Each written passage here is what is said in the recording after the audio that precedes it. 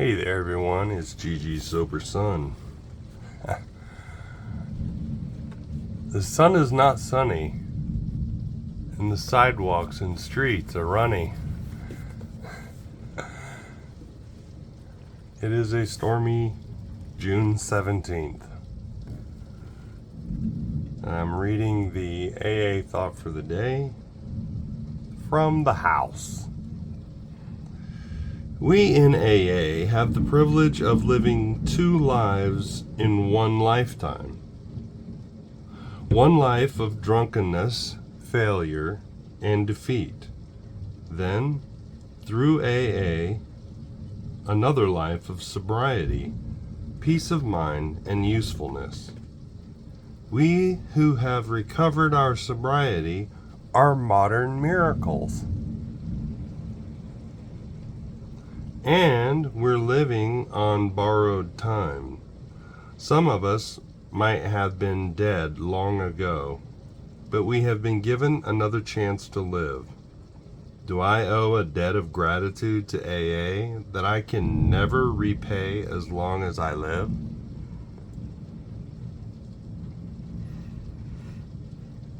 I love that concept of living two lives in one lifetime.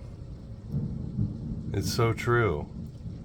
I kind of feel like I've lived a few different lifetimes. And as I continue awakening to God's love and mercy, my gratitude continues to grow. If I choose to continue the path of recovery a day at a time. Grateful. Thinking about God in love and worship drives away evil. It is the thought before that the hosts of evil flee. The thought of a power greater than ourselves is the call for a lifeline to rescue you from temptation. The thought of God banishes loneliness and dispels gloom. It summons help to conquer your faults. Think of God as often as possible. Use the thought prayerfully and purposefully. It will carry your thoughts away from material things and toward the spiritual things that make life worthwhile.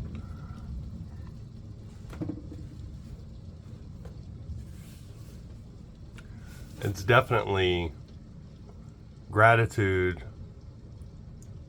for what we have can definitely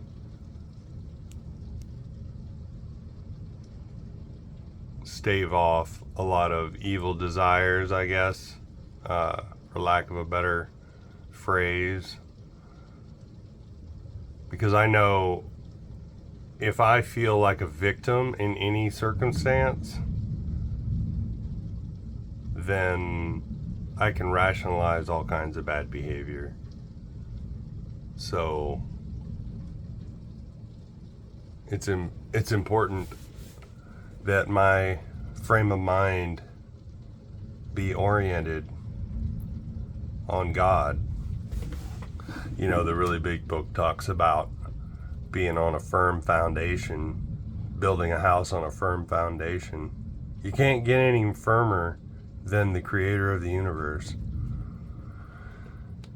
And that's being shown to me more and more every day as time goes on. And what happens to the people around me that make decisions, as the big book says, based on self, that later place them in a position to be hurt, myself included, though the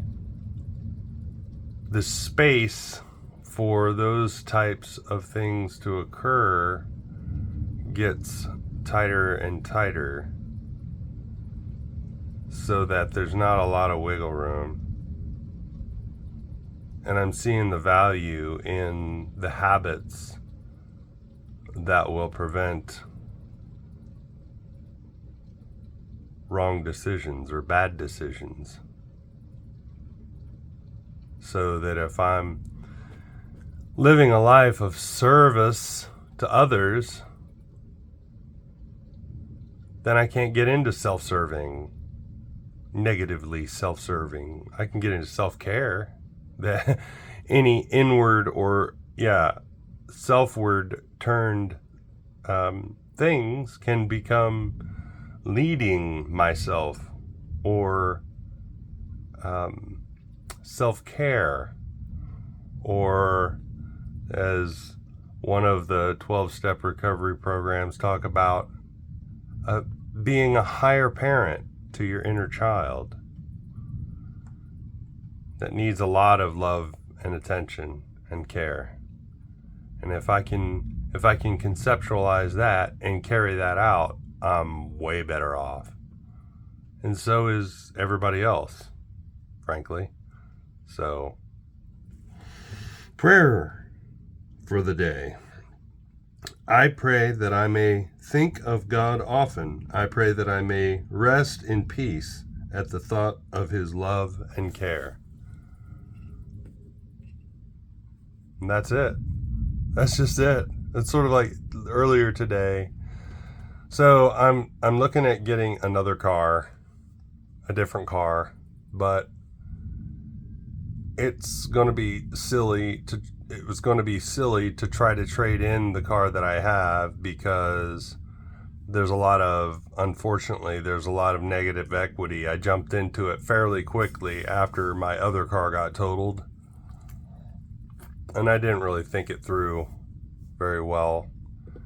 And for various reasons, it makes a lot of financial sense for me to get into a different car so that I have the ability to take on more work that's further afield, and the ability to get up to Georgia to visit my mom and sister and brother-in-law and my aunt, as well as the ability to go further afield and maybe go up to North Carolina and visit my son, who's going through it right now. So, whoa, guy almost bit it.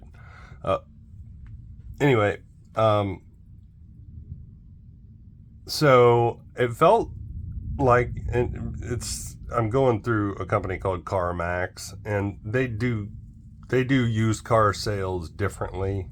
I don't think their salespeople work on commission, and so I'm used to being hounded by car salespeople.